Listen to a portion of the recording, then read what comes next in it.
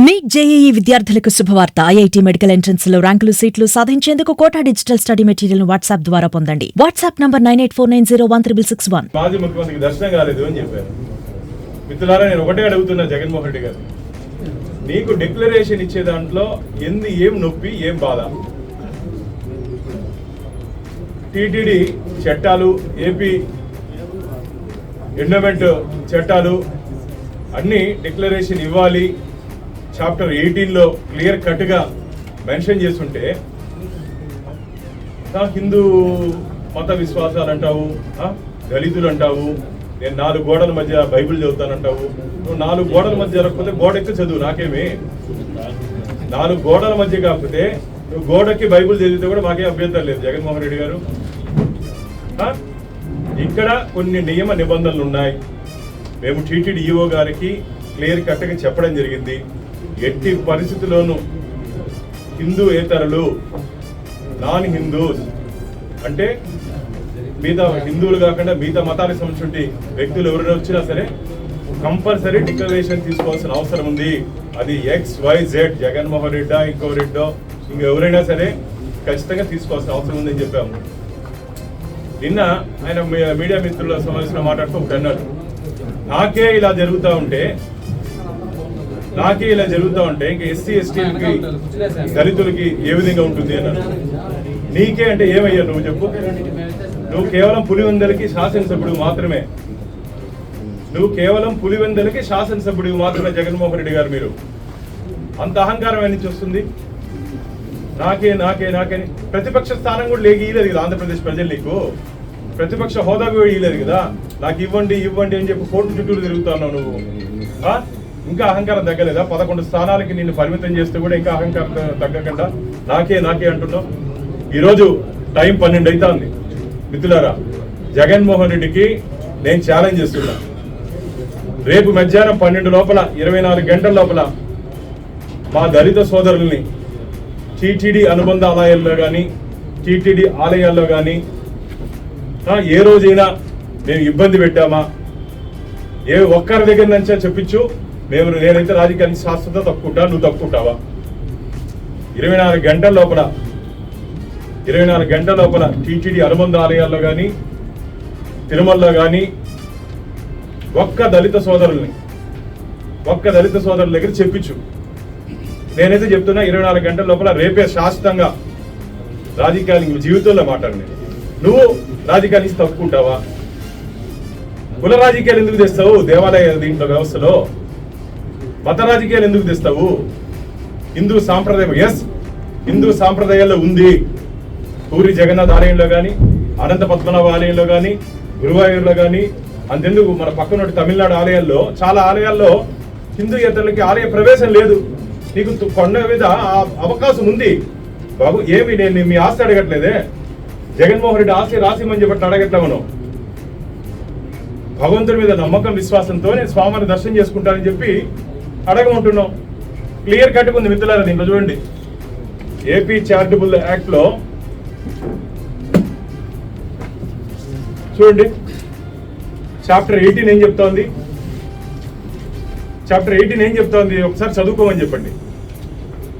Clear కట్గా చెప్తోంది, non Hindus వస్తే కంపల్సరీ సిగ్నేచర్ చేసిన తర్వాత అనుమతించండి అని. ఇంకో పెద్ద ఆయన అంటాడు, తిరుపతిలో మాజీ చైర్మన్ గారు 2 సార్లు చేశాడు, సభ్యుడిగా 3 సార్లు చేశాడు. ఎందుకు పెట్టాలి అంట? నీ కూడా అది ఏమన్నా కరుణాకర్ రెడ్డి గారు, నువ్వు కట్టించిన కూడా అంటున్నా. నువ్వు ఒకవేళ ఏదైనా గుడి కట్టించుకుంటే ఆయన తీసుకోబో, మాకే అభ్యంతరం లే. ఒకవేళ జగన్మోహన్ రెడ్డికి ఇడుపులపై ఏదైనా గుడి ఉంటే వెళ్ళి రమ్మని చెప్పాడు, మాకే అభ్యంతరం లే. ఇది హిందువుల ఆరాధ్య దైవం వెంకటేశ్వర స్వామి, హిందువుల ఆధ్యాత్మిక రాజధాని తిరుమల.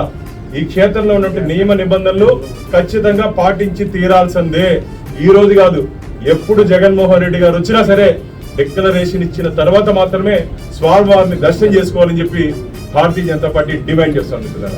ఖచ్చితంగా అలిపిరి దగ్గర సంతకం పెట్టకపోతే అడ్డుకుంటాం, హెచ్చరించిన మాట వాస్తవం. ఎందుకంటే గోవిందు భక్తులుగా, వెంకటేశ్వర భక్తులుగా మేము హెచ్చరించాం. కానీ ఏదో గుండాలు బయట నేను కూడా విన్నా, పక్క రాష్ట్రాల నుంచి తీసుకొని వచ్చారంట. మా తిరుపతిలో ఉన్నటువంటి మా స్ట్రెంత్ చాలయ్యా. నిన్ను అడ్డుకునేదానికి పక్క రాష్ట్రాల నుంచి పక్క దేశాల నుంచి తీసుకోవాల్సిన అవసరం లే. మా స్ట్రెంత్ ఇక్కడ ఉన్నారు, మా నాయకులు, మేము అందరం కాదు చాలు. ఒక్కొక్కరు 1000 మందితో సమానం, మేము ఒక్కొక్కరు 1000 మందితో సమానం. అందుకని బీజేపీని చూస్తే భయం వాళ్ళకి. కాబట్టి అసత్య ఆరోపణలు చేయొద్దండి. ఊరికే ఇది పెట్టి లా అండ్ ఆర్డర్ ప్రాబ్లం ఏదో వస్తుంది, లేకపోతే వాళ్ళే కోడిగుడ్లు వేయించుకొని బీజేపీ వాళ్ళు చేసినారని కూడా చెప్పుండొచ్చు. వాళ్ళే కోడిగుడ్లో టమాటాలు వేసుకొని వాళ్ళ నాయకుల మీద అలాంటి డ్రామాలు ఆడే ఆర్టిస్టులు అంతా ఉన్నారు. దాంట్లో కల్తీ వాళ్ళంతా చుట్టూరు పెట్టుకున్నారు. మొన్ననే మాట్లాడాడు కదా, నందికి పందికి తేడా తెలియని వ్యక్తి ఆయన సుధాకరు. ఆవులో కల్తీ అయిందని ఇంకో ఆయన. ఇట్లా ఒక్కొక్కరు మాట్లాడే కల్తీ వాళ్ళందరినీ చుట్టూరు పెట్టుకొని కల్తీ అయిన పార్టీ మా గురించి మాట్లాడితే ఎట్లండి? ఇంకోటి మాజీ మంత్రి రోజా గారు మాట్లాడుతూ అసలు లడ్డు అనేది తినాలంటేనే భయపడుతున్నారు. ఇప్పుడు ఇవ్వండి, అందరము ఒక్కొక్క పెద్ద లడ్డు తింటాం. టీటీడీ ఒక వారం రోజుల్లో 3 లక్షల పైచిలుకు మిత్రులారా, 3,16,000, 3,28,000, 3,50,000 రోజు. ఏ రోజు కానీ సంఖ్య తగ్గలేదు. ఏ రోజు కానీ ప్రసాదంలో తీసుకోమని చెప్పి సంఖ్య తగ్గలేదు. భక్తుల సంఖ్య కూడా తగ్గలేదు. దయచేసి గుర్తుపెట్టుకోండి. రోజా గారు, మీ ప్రభుత్వం మార్చిలో మీరు ఇచ్చినటువంటి కాంట్రాక్ట్ అగ్రిమెంట్ సప్లై చేసిన ఏఆర్ ఫుడ్స్ ల్యాబ్ రిపోర్ట్ లో ఎస్ వాల్యూ 19.77 ఉంది. నువ్వు చదువుకో ఒకసారి. ఈరోజు ఎన్డీఏ కూటమి, భారతీయ జనతా పార్టీ, జనసేన, టీడీపీ మేము సప్లై చేసినటువంటి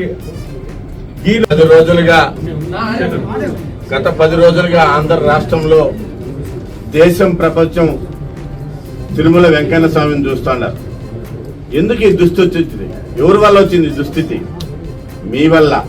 ఈ వైసీపీ ఒక దుర్మార్గమైన అరాచక పాలన జరిగింది రాష్ట్రంలో.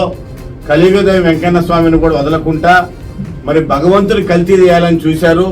అసలు జగన్మోహన్ రెడ్డే కల్తీ, ఆయనే ఒక కల్తీ రెడ్డి ఆయన. మరి ఆయన చిలక పలుకులు బాగుతున్నాడు. నిన్న మీడియా ముందు మీరు చూసారా లేదో, చిలక పలుకులు ఏందో ఆయన త్యాగాలు చేసినట్టు, ఆయన హిందువు అయినట్టు, ఆయన పెద్ద భక్తుడైనట్టు. ఏం మాట్లాడుతున్నావు జగన్మోహన్ రెడ్డి నువ్వు? ఏంటి అసలు నీ మాట్లాడింది? బుద్ధి లేకుండా ఈ ఆంధ్ర రాష్ట్ర ప్రజలు మోసపోయి నీకు ఓటేసిన పాపానికి 5 సంవత్సరాలు ఈ రాష్ట్రంలో అరాచకాలు చూశారు. అయ్యా, మీరు ఇన్ని నీతులు మాట్లాడుతున్నావే, ఎన్ని హిందూ దేవాలయాలను మీరు ధ్వంసం చేశారు, ఎన్ని రథాలు కాల్చారు, అదే రామతీర్థంలో రాముల వారు తల తీశారు. ఒక్కడిని పట్టుకున్నారా? మీరు సిగ్గుందా మీకు మాట్లాడేదానికి అర్హత ఉందని అడుగుతున్నాను నేను. ఒక్కడిని అరెస్ట్ చేశారా మీ రాష్ట్రంలో? మీ ప్రభుత్వంలో ఒక్కడిని అరెస్ట్ చేశారా? దీనికి సమాధానం చెప్పు జగన్మోహన్ రెడ్డి గారు. మీరు మీ దొంగల ముఠ అంతా కూడా ఏం మాట్లాడుతున్నారు మీరు? అసలు నేను ఎవరు రమ్మని కొండకు వస్తానని చెప్పి ఏంటి ఇది? ఈ డ్రామా ఏంటి? కొండకు వచ్చేదానికి డ్రామా ఏమంత అర్జెంట్? నువ్వేం సాధించావని, వెంకటేశ్వర స్వామి నీకేం కరుణిచ్చాడని నువ్వు కొండకు పరిగెత్తేది? ఇప్పుడు 151 స్థానాలు తీసుకొచ్చి 11 స్థానాలు పెట్టింది దానికి వెంకటేశ్వర స్వామి మొక్కేదానికి వస్తున్నావా? నీకు ప్రతిపక్ష హోదా కూడా లేకుండా దానికి వెంకటేశ్వర స్వామి మొక్కేదానికి వస్తున్నావా? టాపిక్ డైవర్ట్ చేయాల్సింది నువ్వు చూస్తున్నావు టాపిక్ మార్చాలని చెప్పి. నువ్వు తోలిన 10,000 మంది గూండాలని, మీ వైసీపీ గూండాలు కోడిగుడ్లు తెచ్చుకునే విషయం కూడా మాకు తెలుసు, ఇంటెలిజెన్స్ తెలుసు. వీళ్ళే దాడి చేయించుకొని బీజేపీ మీదనో, జనసేన మీదనో, తెలుగుదేశం మీదనో నెట్టాలన్న ఒక నెపంతో ఎస్ మీరు చేసిన దుర్మార్గం కొండ మీద. మీకు ఈ జన్మాంతరం వెంకటేశ్వర స్వామి మిమ్మల్ని వదలడు. మీరు చేసిన పాపాలు ఖచ్చితంగా అనుభవించి తీరాల్సిందే. మీరందరూ కూడా మీ పార్టీ కూడా తుడిచిపెట్టుకుపోతుంది జగన్మోహన్ రెడ్డి గారు. మీరు ఏమని చెప్తున్నాను మేము, మీ పార్టీ వైఎస్ఆర్సీపీ అనే పార్టీ నామరూపాలు లేకుండా పోతుంది నీకు. ఎందుకంటే దుర్మార్గమైన పనులు చేశారు తిరుమలలో. మీరు వెంకటేశ్వర స్వామిని అడ్డం పెట్టుకొని మీరు చేయనటువంటి మోసాలు కాదు, లాస్ట్కి నెయ్యిని కూడా కలుషితం చేసి తినే ప్రసాదాన్ని, అసలు లడ్డు భారతదేశమే కదా ప్రపంచంలో ఏ ఊరికి పోయినా కూడా అంత లడ్డు ఉంటే కళ్ళకద్దుకొని కింద ఒక ముక్క కూడా పడనీయకుండా పరిస్థితి భక్తులు అంత ఆస్వాదించాడు. లడ్డుని కల్తీ చేసింది మీరు. దుర్మార్గమైన పనులు చేసి మా మీద, మా కూటమి ప్రభుత్వం మీద నెట్టాలని చెప్పి చూస్తే ఎవరు సహించరు. ప్రజలకు అంతా తెలుసు. నువ్వెంత డ్రామాలు వేసినా, ఎంత నాటకాలు వేసినా, ఎంత నటించినా, జీవించినా ప్రజలు నిన్ను నమ్మే పరిస్థితి లేదు.